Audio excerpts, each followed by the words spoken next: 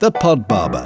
Coming up on today's show. For me, my boobs was a big thing. It was, because I'm very petite and I had 28 double Fs, and it was always a joke that like Kristen's boobs are bigger than her head. But for me, it was a thing. I was really proud of myself. I was like, I felt great to have a small frame and big boobs. So when I had to think about removing them, I found that so hard. I really found it hard. And it was probably bigger in my head than it needed to be. And that was something my surgeon said to me as well, because I said to him, I love my boobs. I don't want to lose them. And he just said, what are your priorities in life? He was like, because if your boobs are up here and they're one of your top priorities, you should not have a mastectomy. It would be hard for you. And I was like, that's a really stupid thing. Like, of course they're not my priority. And that's when my mindset started changing. And it really made me think about how you look versus the person you are. You're listening to The Pod Barber. I'm championing the chat, proving conversation is the cure to better mental health and well-being. Meet my guests from all walks of life, showing vulnerability and sharing wisdom. Sit in on my chats and be part of reality entertainment. Join the Pod Barber tribe. Subscribe, share and like people. Feel the sonic positivity we're pumping right at you. You, my friends, are not alone. Who's next, please? Well, I'll tell you who. Today, we're in the wonderful company of Christen Williams, here to share her tale of pre-viving cancer, having discovered she was a carrier of the rare mutated gene BRCA associated with breast and ovarian cancer. We wish to raise awareness for breast health, show solidarity and support for all women in our lives. Learn more about the psychological effects such diseases can have. Christen sadly lost her mum to cancer, and subsequent tests showed she carried this killer mutant gene too. So she adopted a mindset to survive, or PREvived, as she puts it. Her tireless gusto for life never fading, she led her charge against cancer with total support for others also bound in this community. Connecting through her YouTube channel, her social media pages by talking openly, she started a movement which has recently seen her co-founded charity recognised by the Commission. Christen is a qualified social worker with a career spent in domestic abuse, raising awareness and supporting victims and survivors. Now, currently a senior advocate empowering our most vulnerable children and young people, helping them to find their voice. We simply have to learn how we can help this next generation inclusively. Everyone should feel loved and supported. Christen has a beautiful ethos, a selfless ability to drip feed positivity throughout her work. Her empathy, her compassion, her attitude towards supporting others is infectious. So get ready for a proper audio hug. Stop scrolling, start listening to the one with Christen Williams. Wow, that makes me sound, I think I've got imposter syndrome there. Oh, don't suffer from that. It's a bit of a summary, isn't it? Yeah, it is. Welcome to the studio. Thank you. You've managed to get here okay. You've had a nice morning's drive. I've had a lovely morning's drive across the countryside, in the sunshine. It's beautiful out there. It's a nice day, isn't it? Yeah. Grateful for that and grateful for you coming on. You've been on a few podcasts now and you're probably going to be getting asked to do quite a few, I would imagine, because I hope so, because it's all about raising awareness and that's what I am trying to do. So, yeah, I hope so. And I'm really looking forward to it. And I really enjoy talking about it and, trying to help others with what they're going through. So, yeah, thank you so much for having me. We were just juggling around that idea before, weren't we? The point of listening to real people's stories, and you can sort of engage with that and it can help pull you out of a bit of a hole at times, can't it? Yeah, that's it. Especially something like what I've been through. It's quite rare to have a genetic mutation. So you don't know many people who've gone through it. So it's really important to have someone who can empathise and who can kind of talk you through what's going to happen. So, yeah. We're not in a Marvel movie here. It's not a genetic mutation like that, but it's, although you could be a super character, couldn't you? Oh, yeah, superhero. Why not? Yeah. I was just thinking about that. What would your character look like? What would your outfit look like? Sparkly, glitter, sequins. And superpower? Avoiding cancer. There you go. Is that a good could be a superpower. I think actually we live such a long time these days. I think there's a good chance that we can all touch with that. So exactly. Good power to want to have. Your advocacy work, both in like your career and for BRCA, is a constant theme in your life. But at the same time, you didn't start off with that. So tell us a little bit about you as a young girl growing up. Where I came from. Yeah, I want to know. Where I came from, Hertfordshire, actually. I grew up in Hertfordshire. I I've always felt really lucky because I grew up in just an incredible family. I've got 4 older brothers who've obviously looked after me as I've grown up. We had pets, loads of pets, and it was a bit of a wild house, and all of our friends would seek refuge there. And I think actually that's kind of where it stems from. My mum was she was like a saint, and she would just take everybody in. Whoever was arguing with their parents, my mum would bring them in, feed them, let them stay over. So I think I've been raised by the goodness of my mother and her open heart, and she was there for everybody who needed her. So that's where I've come from. Very loved, lots of friends and lots of opportunities. So I've always felt lucky. I've always felt really lucky in life, and I think that's why I ended up helping other people, because I felt I needed to give something back. You know, working in social services, working in domestic abuse, in child advocacy, working with vulnerable people, I know how difficult and challenging some people's lives are, and I feel like I'm in a good position to help others. So that's my story. That's why I do what I do. Inspired by my mother, who is just, lovely, lovely person. When she died, it was one of the worst things that ever has happened to me, having to, for a whole week in hospice, watching her just decline. It was awful. It was so much trauma. And I remember as soon as she died, I walked back into her house, into her garden, and the sun was shining. Obviously it was sad, but I felt this wash over me of like, what's next for me? Because she can't die in vain. And I really felt this incredible woman everything she was doing to help others had then gone. So I had to take that on a little bit. Not saying that as a burden or a responsibility. I felt this lovely feeling of warmth, like I'm going to do something in her name, in her honour. So yeah, definitely my inspiration. And I think a lot of people were expecting me to be a lot more broken than I was.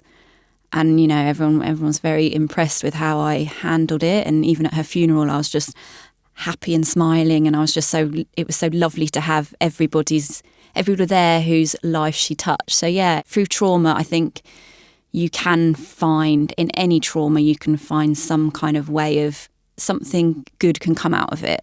So she'd basically trained you. She did. Train me to love. Subliminally, and also, consciously as well. It's such a nice thing. That baton of goodness, the betterment for other betterment, we'll call it for now, that your mother passed to you, you've been running with that, haven't you? Literally. Running around the country. It's brilliant. It's brilliant, though. And it's not stopped burning, that little fire torch she gave me. It's great, though, isn't it? To be able to do that. Obviously, losing a parent is horrendous, isn't it? Do you know, she wrote me a letter before she died. She didn't give it to me. I found it, which is weird. And it was on her laptop, and it was all about, it's the most inspirational thing I've ever read. It's all about you can be whoever you want to be in life.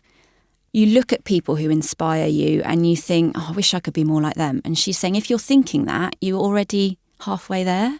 If you're already thinking, I want to be a better person, or I want to be kinder, or I want to achieve great things, you've got to be disciplined. And that's true, isn't it? If you want to achieve anything in life, you've really got to try hard for it, So, yeah, it was a very incredible letter to read. And she'd wrote it as if it was written by myself. So it was called To Future Christen from Past Self. And there was one bit which was like, it's really dark in here. Can you hear me? And it was the freakiest thing because she just died. And I was thinking, it's her voice. Like, I'm reading this letter that she hasn't even given me. So, yeah, I read that a lot when I'm feeling like a bit overwhelmed and that, I've got a lot on my plate and I've started this journey now. And I just think, I've done it for a reason. Pure reason. Yeah. And you've still got the essence of her energy. Yeah. That's so sweet. So. That's so lovely. No, you have actually. So. Not that I ever met your mum, but you will have, because that's the eternal being passes down some of those lovely scriptures to you, and to write in the first person, to have that foresight, it's a great thing to be able to reflect on, because it will mean something at that moment that you need it. Always. Yeah. You can keep challenging yourself. Yeah. What a beautiful thing to do for somebody. Let's get on to BRCA. So just tell me about what it is and what it can affect. Simply put, because it is complicated in terms of science and, all of that. I do not love science. I'm more of the sociable person, working social care. So BRCA, it stands for breast cancer. So it's BRCA, stands for breast cancer. And it's actually a gene that everybody has in their bodies. So it's a good gene. So you've got BRCA, everybody's got BRCA. when someone says a lot of people say I've got BRCA, but they mean I've got a BRCA mutation. Yeah. So it's where that gene that we all have is slightly mutated. And usually your BRCA gene would protect you against certain cancers, notably breast, ovarian, prostate. Still loads of research going on about it. So if the gene is mutated, it just means you haven't got that added protection. So you've got much higher chances of developing breast and ovarian, prostate cancer. There's BRCA1 and BRCA2. They both have different statistics linked to them. So BRCA1 is a bit higher in terms of some cancers. So that's where it gets complicated. It's not just like one size fits all. It means you've got higher chances of developing cancer. And once you have been informed that you've got it, then you have options about what to do. So that's where I'm at, thinking about all those options. It runs in families. So often families who have BRCA gene mutations, lots of their family members will either have cancer or have passed away young. You can inherit it from either of your parents. There's a lot of misconception that it's a female thing and it's breast, ovarian, like you can only get it through your mother, and that's not true. Men are affected by BRCA as well, and men can pass on the gene. So if either of your parents have this mutation, you've got a 50% chance of inheriting it. So if both of them have it, you've got a 100% chance? No, actually 75%. Okay, so it splits a little. yeah, something happens there. Yeah. Yeah, 75% chance. Okay. Yeah, so my mum had it, which meant I had a 50% chance of having it. And each child is 50% chance. So it could be that you have it and then you've got 10 other siblings who don't have it because each of them have 50% chance. Yeah. It's like flick a coin. Yeah, it really is. Yeah. And I so guess, out of the 4 brothers, you said, it was 4 brothers, wasn't it? 4 brothers, yeah. Great, hey? Have you got a boyfriend? No, I don't. Do you know why? Yeah, they're chasing away. It's too intimidating. You've got 4 brothers, for crying out loud. Do they have it? One of them does. I'm trying to think now. 2 of them have been tested and one does and one doesn't. And then the other 2 haven't been tested yet. Is that because of their age or they're just not interested? One of them's waiting, and the NHS waiting list has been a little bit long, and he's not a priority. Like he hasn't got kids, and it's not been pushed really. What age can you have these tests? From 18. Yeah, and I think one of my brothers just isn't really interested. I think that's the hard thing within a family is people approach it so differently. Some people don't want to know, and I get that. Like some people are going through a lot of crap in their lives and they think, I just can't handle finding out I've got this risk of cancer. Having to deal with it. Yeah, and some people, like myself, I want to know straight away. The not knowing is the thing that causes me anxiety.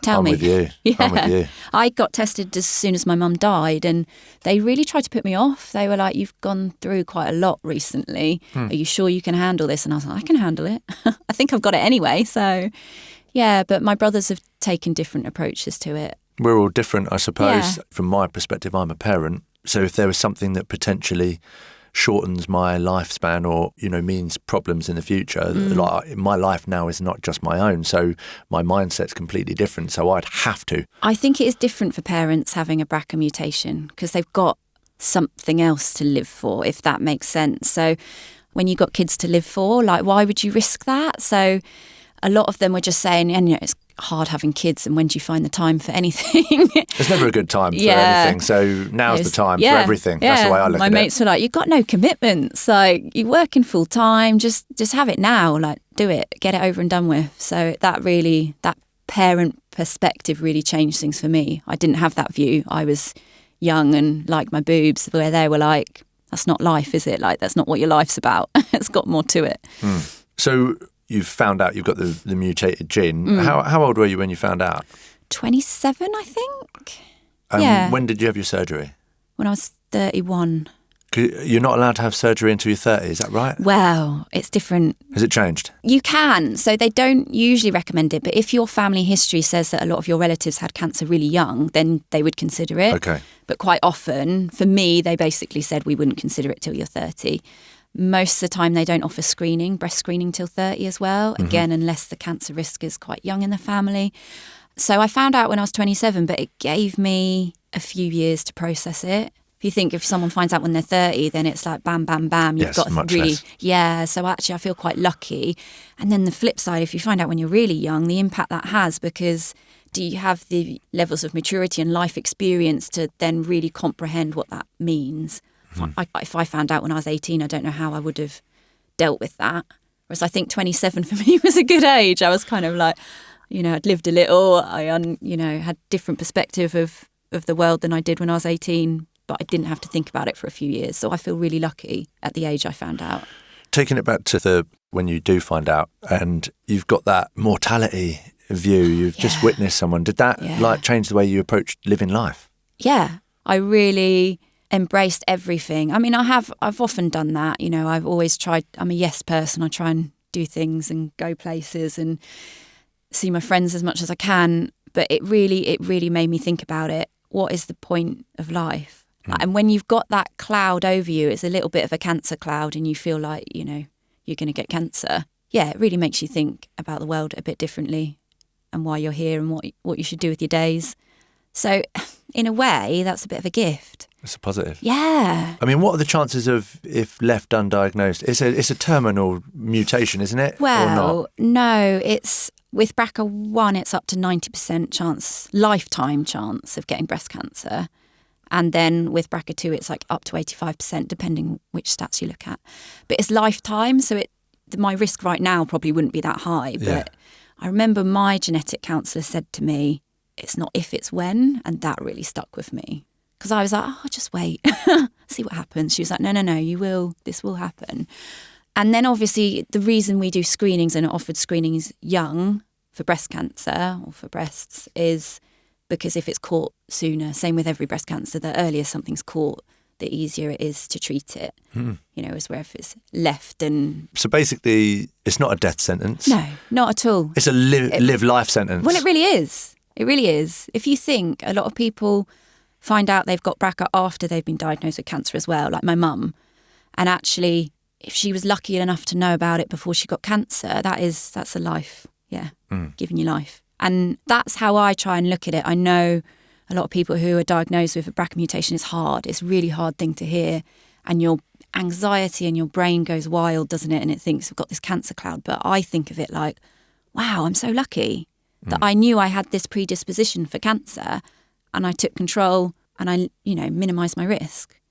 And really sadly, I think about this a lot, actually. My friends have always looked at me like they've been worried about me, like, you're going to get breast cancer. And it's a weird thing that now all of them have got much higher chances, just normally, without a gene mutation, of ever getting breast cancer than I will. I find that hard to get my head around. Everyone around me now has much higher risk of getting breast cancer than I do. Yeah. Tell me about the options that were in front of you and what made you decide on your route? I was offered screening from the age of 30, so having MRIs once a year. And I think they go up to twice a year when you turn 40, and then you get mammograms as well. I did 2 of them. They're waiting for the results. I just hated it. I was like, I can't do this every year. And then I was told I could have a consultation with the plastic surgeon when I was 30. And I thought I might as well meet him. I might as well have a little chat, see what's going on. And then once you have that chat, it became so much more real. It was really like, these are your risks. This is what we can do. Here's some other people, like, do some reading, do some research. And it just suddenly became like those 3 years of me processing it. I felt, now I've got to do something about it. It was just there. It was just hanging over me. And I couldn't be bothered to think about it anymore. I say that, I talk about it now all the time, and I've got my own charity. I think about it a lot, but not in terms of myself. For me, I was just like, I can't be bothered with this anxiety. And like I said earlier, like, a lot of my friends were having kids and they were like, now's probably the best time. We can't come out anymore anyway. Yeah, exactly. Do it's it. All right. You're not seeing us. Go have an operation. Yeah, so I had my first consultation almost as soon as I turned 30, and it took about 18 months from consultation to operation. Obviously, on that side to it, you're a healthy person. Essentially, you've got a mutated gene. It hasn't done any damage. Currently, it's doing what a BRCA gene should do, and it's got a potential to turn nasty. Well, it's weird. Like, I am a positive, optimistic person, and I've got 85% lifetime chance of getting cancer, and I'm like, I've got 15% of not, though. Yeah. In my head, I'm like... Some people play those odds. And, yeah, they do. Higher risk is the higher reward, but I don't think in this case. No, not at all. I don't think in this case. But there was, part of me that thought I'm never going to get cancer, and maybe that's because I might not. Yeah. You don't know, but why wait and find out? Yeah, and you didn't. So you've had the mastectomy. Yeah. I know that you mentioned your friends who are having children. Yeah. Is that why you didn't go for the full hysterectomy as well? In terms of my ovaries, they're not as risky until I'm a bit older. Okay, so I will. You will be. Yeah. at some point. Did that play on your mind though, like parenthood? Not really, because I need to think about it when I'm 40, and I would think if I want kids, I probably want them before then anyway. Yeah. My head's not in that space, I don't think, yet. It might do in a few years. Yeah, because your brothers are still scaring everyone off. Yeah, exactly. Let's not forget these It's not about dudes. the ovaries. It's not about the boobs. It's the bros.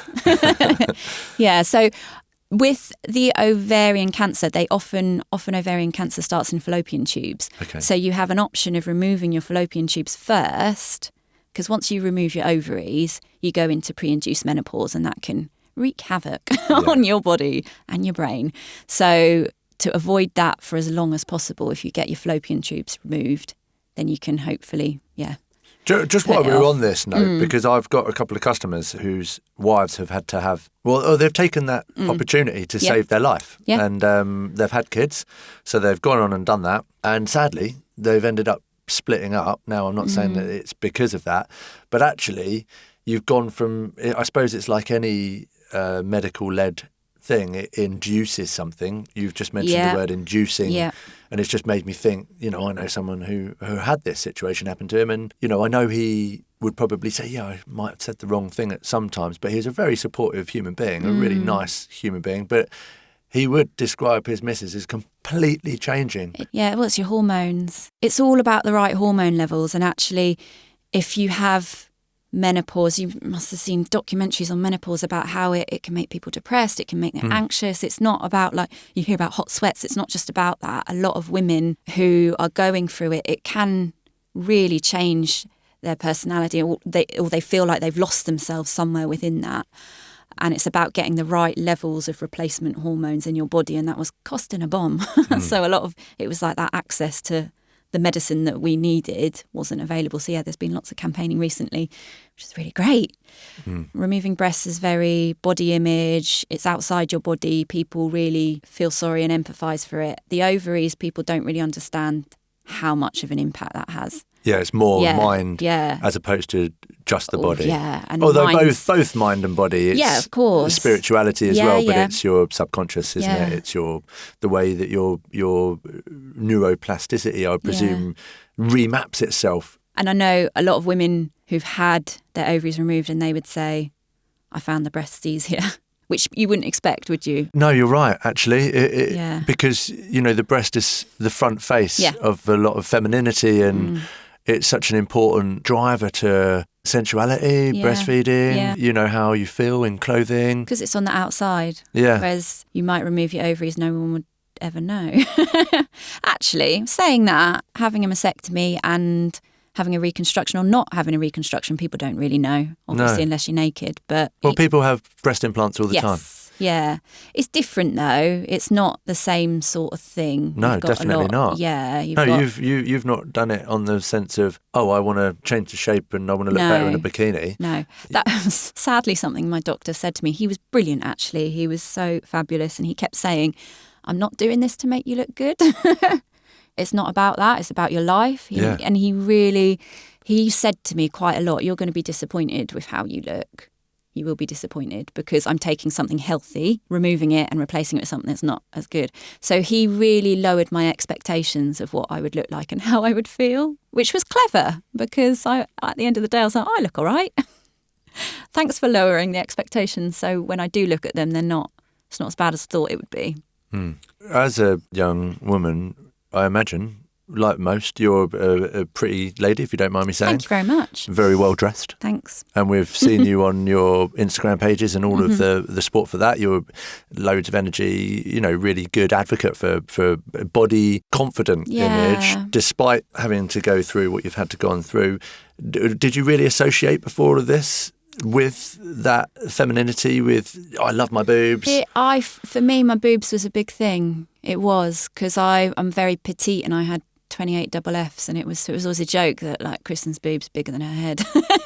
But for me, it was a thing. I was really proud of myself. I was like, I felt great to have a small frame and big boobs. So when I had to think about removing them, I found that so hard. Yeah. I really found it hard. And it was probably bigger in my head than it needed to be. And that was something my surgeon said to me as well, because I said to him, I love my boobs. I don't want to lose them. And he just said, what are your priorities in life? He was like, because if your boobs are up here and they're one of your top priorities, you should not have a mastectomy. It would be hard for you.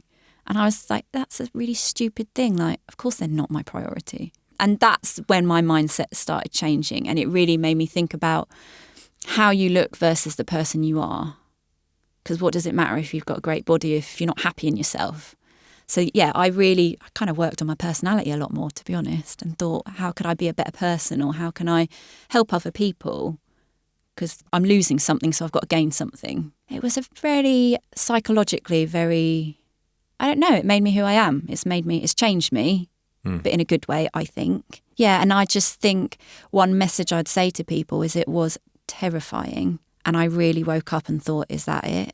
I wish I could tell people that feeling. I woke up, I looked down and I was like, I look the same. On that front, with the surgery, yeah, do they do a reconstruction at the same time? Yeah. Oh, so literally... I woke up with boobs. Wow. They're not boobs. No, they're implants, but... Because I was in a bra most of the time, in a bra they look the same, I would say. Size-wise, something I was told was that I would have to lose size, and that was upsetting me. And eventually I was like, as long as I'm healthy, as long as because you can have complications, obviously, with any surgery, I really then started lowering what I wanted out of it. And actually, it didn't matter about size. I just wanted to be healthy. I just didn't want to have complications. Yeah. I wanted to wake up. I wanted the surgery to be a success.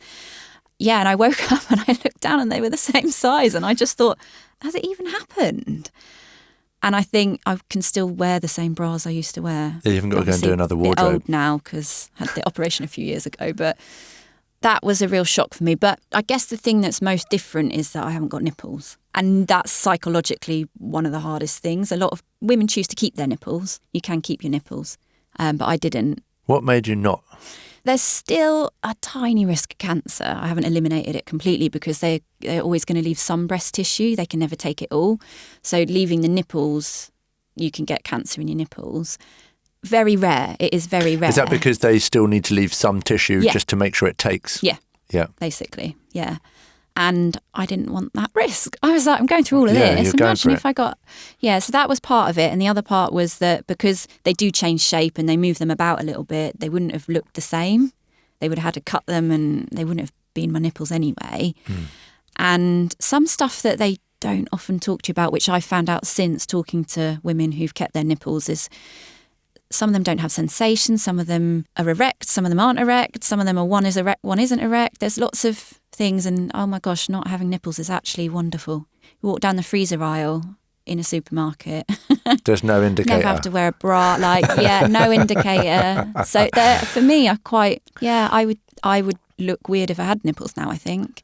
And again, something my surgeon said, because when I first saw them, I cried and I cried and I cried because they were scarred and bruised and just, that was when they were out of a bra. But I said that to him and he said, it's like when you get a really drastic haircut and change colour and shape, whatever. And he's like, and you look in the mirror and you second look and you're like, oh my God, that's not me. And he's like, you get used to it.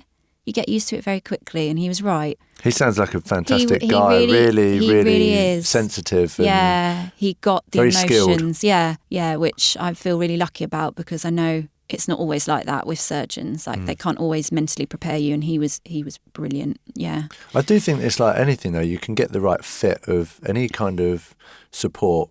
So if you're not happy with somebody, it is your autonomy. Oh, definitely. You should just get away from this person. Yeah.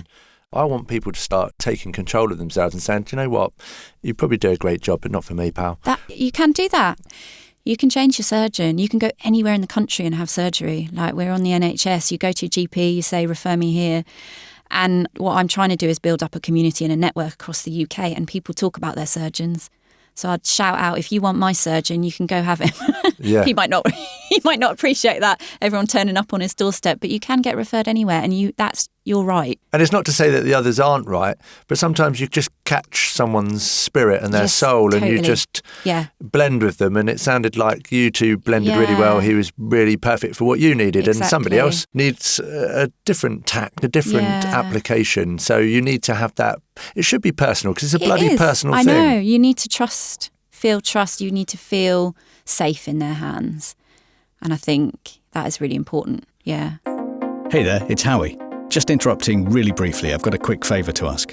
We don't run ads on the Pod Barber, but if you're finding this podcast helpful, or if you know someone who might benefit from listening to it, please take just 10 seconds to share this episode by tapping on those 3 little dots on your podcast player. From there, you can text or email a link to the show and spread the word of what we're trying to do here. That'd be great. Mick and I really appreciate your help.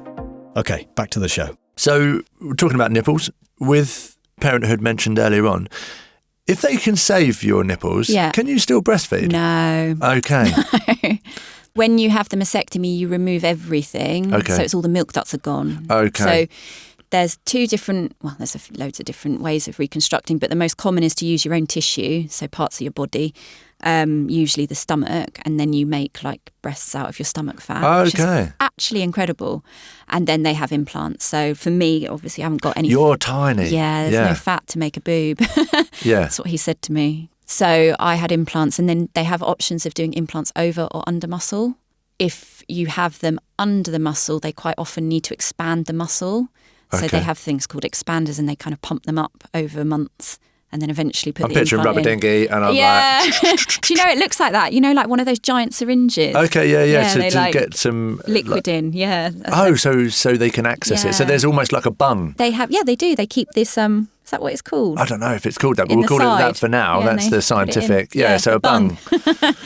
Yeah, so there's a few different options, and there's pros and cons to any type of reconstruction or not having a reconstruction. That's you're right. A lot of women choose to, but there are complications, and you can still get cancer and all of that stuff. Whereas, I've got friends who've decided not to have reconstructions, and they say it's incredibly empowering to make that decision. Making that decision of what's best for you is difficult.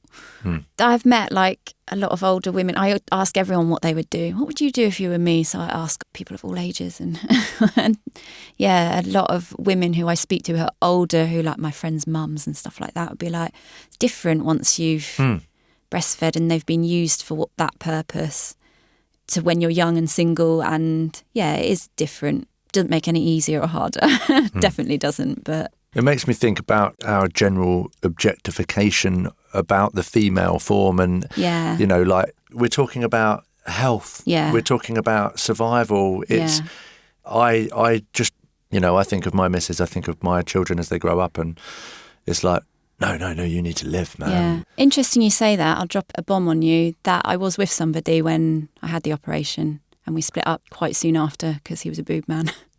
He fully supported the decision I made, but for him, he couldn't move past how I looked. Okay, so really, that was his... wow. And I'm not saying that in a mean way. Like, something else I want to raise awareness is how it does impact relationships, and how, as a couple, you move past that. And actually, in hindsight, maybe we should have gone to some kind of couples therapy before, because I think he had some counselling about it, and the advice was, you need to talk to her about it. And his way of talking about it was, finding this really hard, like... that you haven't got boobs. And for me, I was like, well, take a hike. So it isn't just about communication, it's about how you communicate that. And I think, it was a really awful situation for me to have gone through that and then, go for a breakup. But seeing it from his perspective, he needed help too. And he didn't have that, and he didn't know how to express it or how to talk about it. And I think that's probably an issue that a lot of men or women are in with their partners going through mastectomies. And I think a lot of people don't talk about that. I think he did. And I respect the fact that he was able to tell me how he felt. And I think a lot of other people wouldn't say it. And that is about someone else, like your own mental health and your own ability to cope to change and anxiety. And he couldn't, it built up in his head. It's about that processing for him. But it needs to be spoken about more. I think it needs to be the impact on relationships needs to be spoken about more. And when he said that, I was like, but I look great and I deserve better, so I'm leaving. And something like that really chips away at you, because it's not how I feel about my own body, it's about how someone else felt about my body. Yeah. And that's what you were saying, that whole we objectify women and the breasts. Sex sells. Yeah. It's just such a, but the thing is, it's life. That's what I was going to say. It is life. Life. And I remember having that conversation, like, what about if your next girlfriend gets breast cancer? What are you going to do then? Like, we are sent these things. I remember something he said, he was just felt that it was really unlucky this had happened to me. And I've been saying that, it's so unlucky this has happened to you. And I thought, I never think like that. Ever. That is not my way of thinking. I don't think I'm unlucky. Do you feel brave for doing that, or did it just feel natural? Oh, so brave. We don't big ourselves up enough, but I'm so proud of myself. I really am very proud of myself that I've made these decisions. I had a really, really hard year, gone through a breakup, pandemic. We've all had a hard year. But I feel really proud that I have made something out of it and that I help other people. This community is incredible, and I have met the most amazing people through it. And that's what I love. Like, I've made friends across the country, going to visit some this week in Leeds. I've been down to Cornwall. I love it. I love meeting people. I love sharing their stories. I love helping them. And I wouldn't change it. I really wouldn't change it. It is who I am. It's part of my genes, and my genes connect me to other people who also have kind of messed up BRCA genes, and it's great. It's a wonderful thing. So tell me about the charity. Oh, I want to know about the charity and what it is. It's called BRCACHAT. The name came through a competition that I set my friends for a free bottle of wine. My oldest, dearest friend, who I met when I was 10 days old, Dawn, she came up with the name BRCACHAT because she was like, it's great, BRCACHAT. It's a good name. So I started as BRCACHAT on Instagram, and then when I wanted to make the charity, I thought that could be about BRCACHAT. We need to chat about it. So we've got BRCACHAT.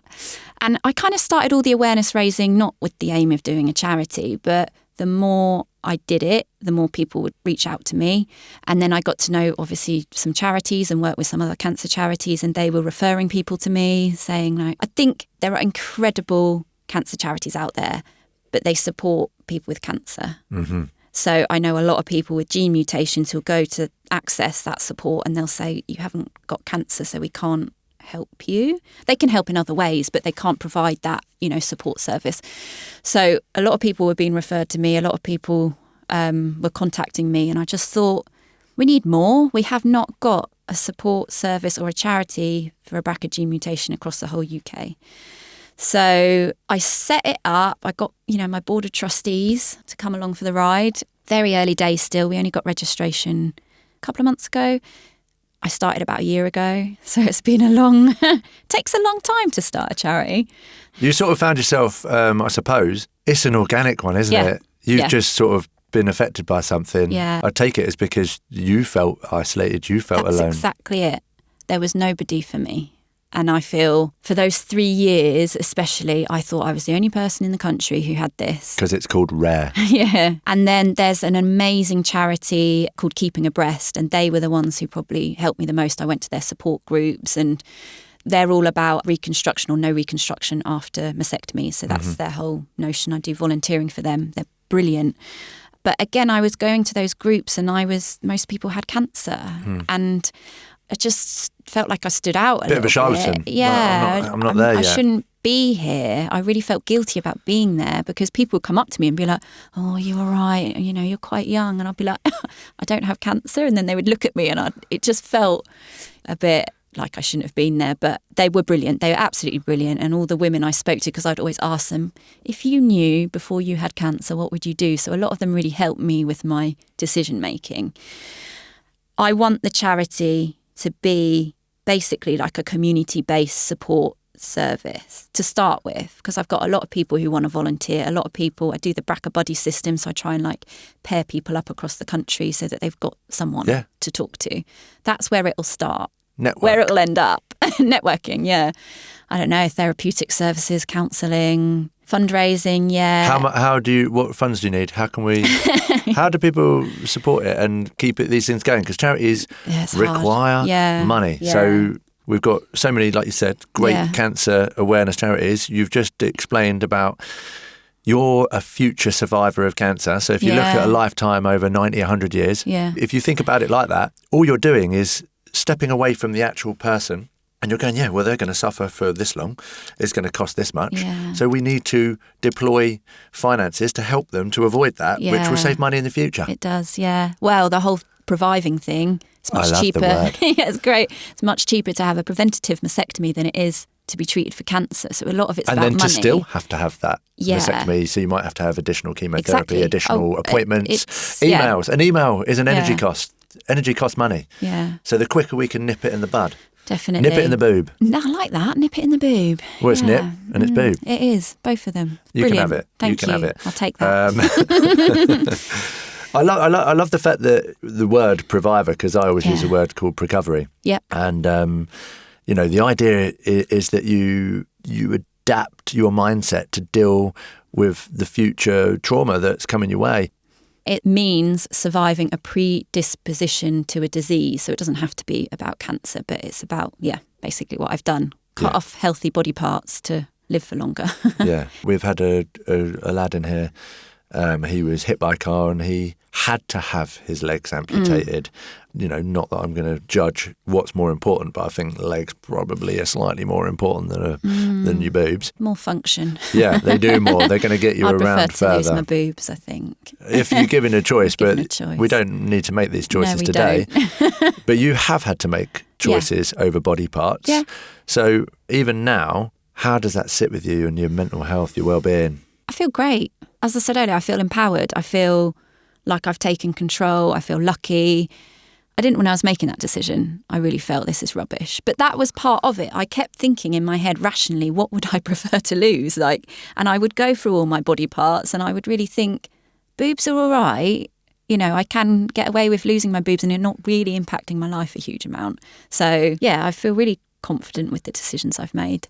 With the charity, obviously you're going to need to raise funds. You're raising this network. Have you found that you're connecting all over the world? All over the world. It's pretty cool, isn't it? Yeah. I mean, not necessarily through the charity because that's UK based, but through social media and Instagram. It's great. I love it. It's weird because no matter where you are in the world, you're going through the same thing. I guess what I have learned is the healthcare obviously is very different in a lot of countries. I've had had a woman from Brazil message me just saying we're not allowed. We can't have preventative surgery here.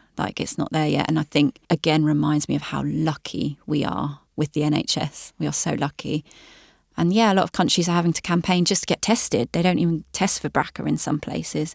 Some countries, they wouldn't know that they've got it because it's not, the whole system is not set up. So we are so lucky. I'd love to help raise awareness across the world. I'll start with the UK, and then we'll see where we go. Well, you're going to live for a long, long time now because you've saved your life. Yeah. So you may as well get the ovaries out. Do something good with it. Yeah. I want to flip it up a bit. Okay. And obviously you've mentioned your charity and then you've got this history of working in domestic abuse, helping victim survivors. Do you think that you've learned a lot of useful techniques on how to support and to back up a community to overcome any issue from that experience? Yes, I've learned so much through my career about how people work and how people think and how people deal with trauma and the challenges they face and how to communicate. And actually at the bottom of it all is about raising awareness, always helping other people in the world understand how some people suffer and how they feel and how they think. That was my inspiration, working with victims and survivors for 10 years, I think. I delivered training, conferences, network events, and I would always try and have a survivor come and talk, always, to put it into perspective. And that was the most powerful thing. The context. Yeah. I can stand there and talk about your wheel of abuse and your power and control and coercive and, legislation and all of that. Get somebody to talk about what they've been through, and that's the stuff that people remember and that it sticks with you. So not only did I see the impact, but I also thought how inspiring and incredibly brave those people are to talk about what they've been through. And that's what made me do it. I thought if they can talk about that, then I can certainly talk about cancer. yeah, I feel my career has really shaped me as a person and inspired me and put me in a good position to help others. I was actually terrified of public speaking. And my mum, again, sneaky mother, left a note saying, Christen has to talk at my funeral. And I was like, that was mean, because I can't say no. And she had about 150 people there, and I was so terrified. She always thought I was good at public speaking. She always thought, you've got a voice, Christen, you need to use it. So once I'd done that, it can never be worse than talking at your mum's funeral.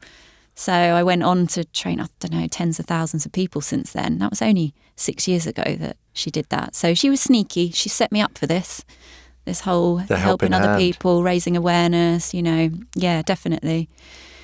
Actually, one of the things that really stuck with me is one of the women I was helping in an abusive relationship also had BRCA. And I remember being completely overwhelmed when I knew everything she was going through and she was having a horrible time at home. And then she had a mastectomy, and then her husband used that against her, and wouldn't help her and didn't support her and would make her still do the cooking and the cleaning and all of that while she was recovering from a mastectomy. And that overwhelmed me because I just thought, I've got this. People have got this on top of other crap that they're going through. So I'm still in a better position to help other people. I don't know why that shocked me, because obviously anyone can have BRCA and anyone can be a victim of domestic abuse. So I just remember feeling really sad that she was going through all of that. Again, another trigger for what you do. Everyone can put their hand up and say, yeah, I'm going to moan about this. I'm going to, oh, pity me. But the fact is, there's always someone worse off. Always. Yeah. Until you take your last breath. Yeah. There'll be someone worse off than you. Yeah. To be able to witness that, to be able to then harness that, to take some stock over it and to carry on and do that work, I think. Again, I wanted to bring that part up because, again, celebrating people that are doing stuff for other people is so important. And also what you do now. Tell me about what you do now, because this is so important. Advocacy for young people.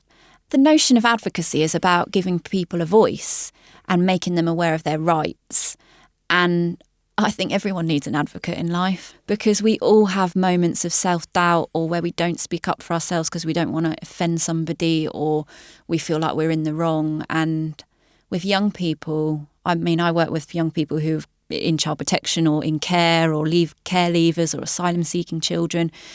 So, they've got a lot on their plates, as you can imagine. And it can be really hard to have a voice and to say what you want, because you've got, especially as a child, you've got usually a lot of professionals making decisions for you.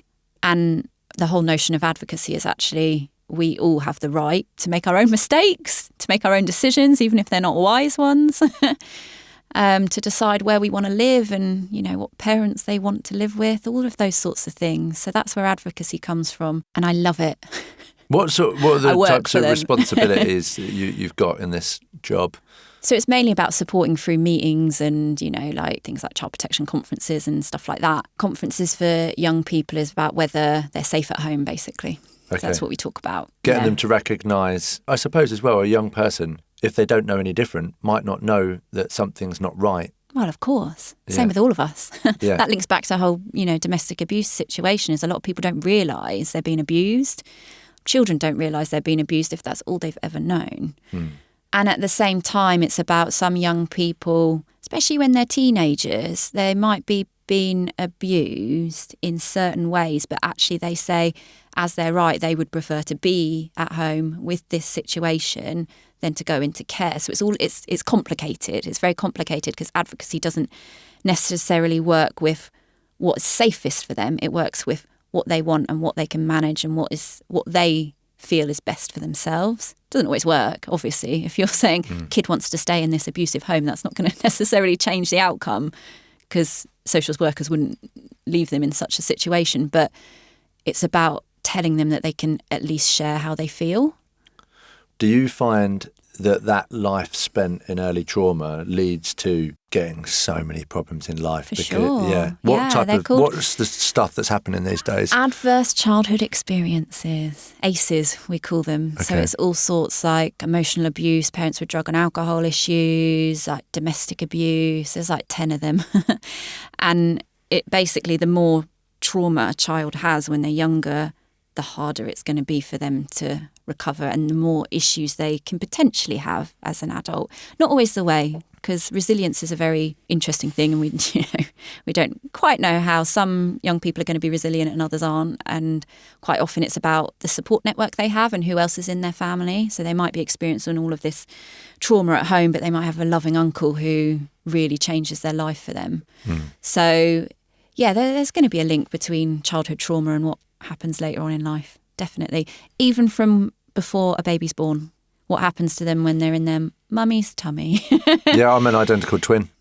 One of us would have been slightly closer to the heartbeat. Yeah. One of us would have... What difference that has. Yeah. Let's say we're both crying. It's quite a good example with twins, isn't it? Because we could both be crying for our mum's attention. Yeah. And one's going to get picked up first. Of course. So that's the favourite, is it? So already who's you're crying the hardest? Yeah. Who looks most upset? Yeah. All of that. Well, it's the same like when you're looking at households where there is trauma or abuse going on, siblings are impacted differently. Even though they're growing up in the same environment, there's lots to it. Our brains are very complicated things. You know, we've got different coping mechanisms. We have different friendships at school. It depends what age the child is. Maybe the oldest one is more responsible because they're looking after the younger ones. And yeah, younger ones are mollycoddled and protected by the older ones. So it's just, it's complicated. People are complicated. Families are complicated. Relationships are. Yeah, the whole thing. You know, and the brain as well. The more we learn about science, we can now go under an MRI scan to see how you can channel and train. Yeah. You can rewire what has been problematic from the past. What do you find that's working with youngsters as you step in? As they come into your arena, how do you get through to these kids? I'm going to sound really cheesy here. I wouldn't necessarily say this in a social work context, but it's all about love. Often the children who are traumatised the most will be kicking out. They'll be, potentially angry. They'll be playing up in school. And it's about nurturing those young people and not punishing them or shaming them. Or there was a thing that was done in one of the London schools where instead of giving kids detention, they started doing meditation instead. Because it's just about calming that young person down and understanding why they're feeling the way they are. And that's really hard. And, obviously teachers, if they've got kids who are misbehaving and they've got a room of 30 kids, it's really difficult to manage that. But it's about those children needing that reassurance and that warmth and that attachment. It's all about love and nurturing and caring for each other, I think. And maybe a little bit of therapy for everyone. I totally agree. I think everyone needs therapy. And the younger you have it, I think if you can just encourage talking. Yeah. Conversation is the cure at the end of the day. Yeah. So nothing's really going to change in your life until you have a conversation. And I don't mean that just in the sense of your outwardly conversation. It's your conversation within.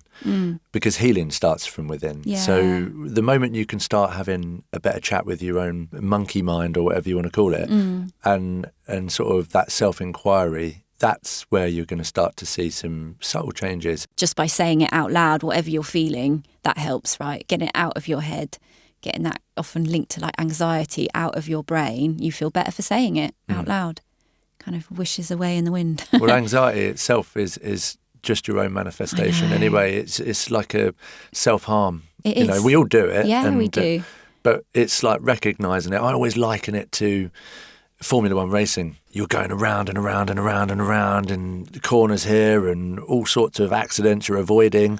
A lot of it never even happens, but, these drivers have got to be so on it. And eventually, serviceable parts, wheels, petrol, all that, it needs changing. So you come in, you go and you pull up and they stop and, there's a team of people, and they're ready. Their attunement to their job is so particular and the tyres come off and the idea is that they speed the tyre change up. And it's the same with your mental health in a way. You've got to keep on reducing that time spent in dwelling and procrastinating so negatively. It's okay to procrastinate and to think about things. We all do that. And I think, do you know what? A lot of people actually do contact me online and just say they were very, very anxious. And it's about that check, like you're saying, checking in with somebody. Those guys putting the wheels on, I'm sure they've got a name. They're that person who you reach out to. Yeah. And I'm happy to be that person for other people to say, yeah, of course you're going to be anxious, but it's okay. That's normal. You'll be all right. You'll learn a lot about yourself and about people around you, but you'll get there. the ability to reframe it for someone. I love doing that.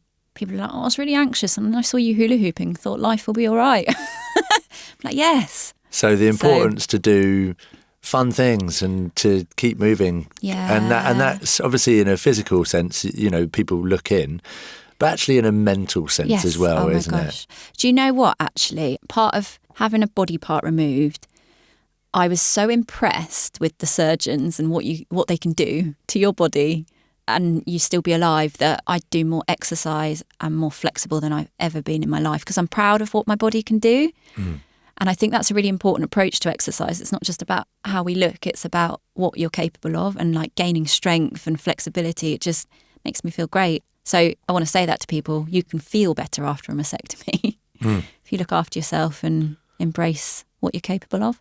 Do you know, I know so many people in the cancer community, obviously, because we are very closely linked to them, who live life more than anyone.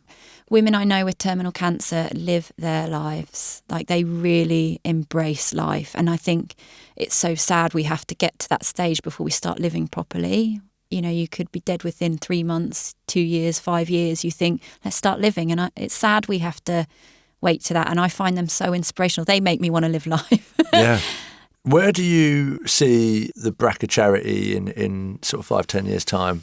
I'm really excited about it. It's like that. I'm sitting in this very overwhelmed, excited space right now where it could go this way or that way. And that's a good thing. I've got a little curveball question. Okay. I ask all the guests to pick one or several or whatever you want to do with it. Okay. Out of sex, drugs and rock and roll. One or several? Can't you just pick them all then? You can. Talk about whatever you want to talk about. Maybe not necessarily rock and roll, but can I just have music in there? Yeah. This beauty of working from home is you just listen to music all day in the background. And I think it's helped me out of a lot of, hard situations when you're really feeling down or you're going through rubbish, just to have that song to pick you back up, or have that song to cry to, or that song when you're feeling really angry and you want to burn things in your wood burner. So music definitely. Sex, that links to everything we've been talking about in terms of boobs, and you can't live without that. Drugs, no way, I'm a social worker. Well, you might need some alcohol. Good drugs. Alcohol, yeah. All three, thanks. It's easy.